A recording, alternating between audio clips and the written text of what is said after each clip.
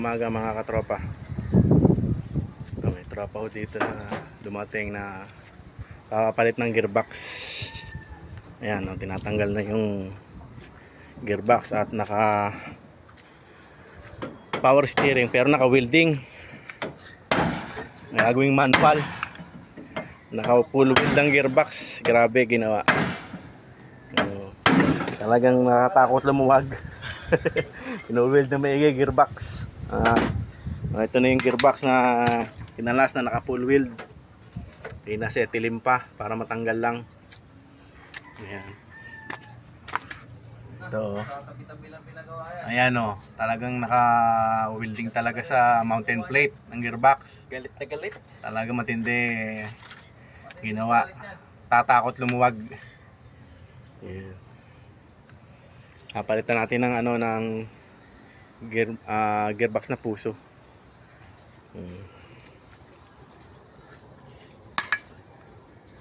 Ito tropa, yung ginagawa sa gearbox muna binili, nilalagyan ng spline. Ayan, para tumama ron sa pinakaano ng cross dyan, sa pinaka-spline din na yan. Hindi natin i-welding yan. Ayan. Ayan, may spline. Ayan, lagyan na spline ng machine shop. Ayan. Machine shop. Ayan. Para maganda ang kapit. Ayan. Yung isa tamapat doon sa ano. Ito na, minamountain na yung gearbox ng tropa. Ayan, binubutasan. May tumapat na butas. Wala. Wala. Ayan, binubutasan. Kasi ito yun ang pinambubutas. Ayan.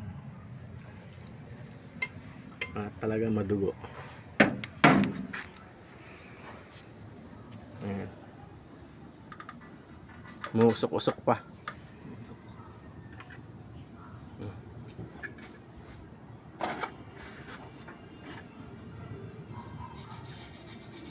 Mga katropa, nilagyan ko ng hubog yung dragging bar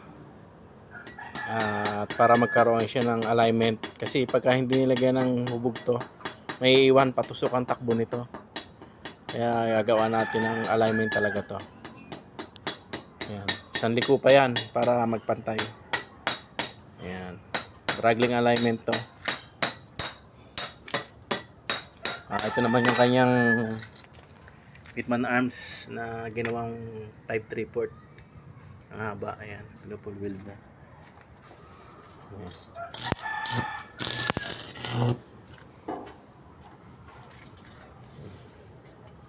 Ayan. Ito na mga katropa yung dragging alignment nito.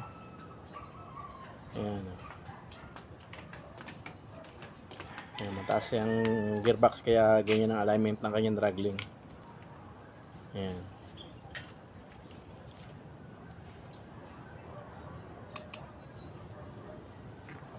Ayan, nakatoka, ayan na. Pinapalamig na lang.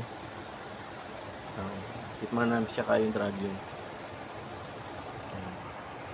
Hindi pwedeng basahin ng tubig at yan ay nalutong. Kailangan yung kusang lamig sa hangin. Kaya yan, may electric fan. Ayan.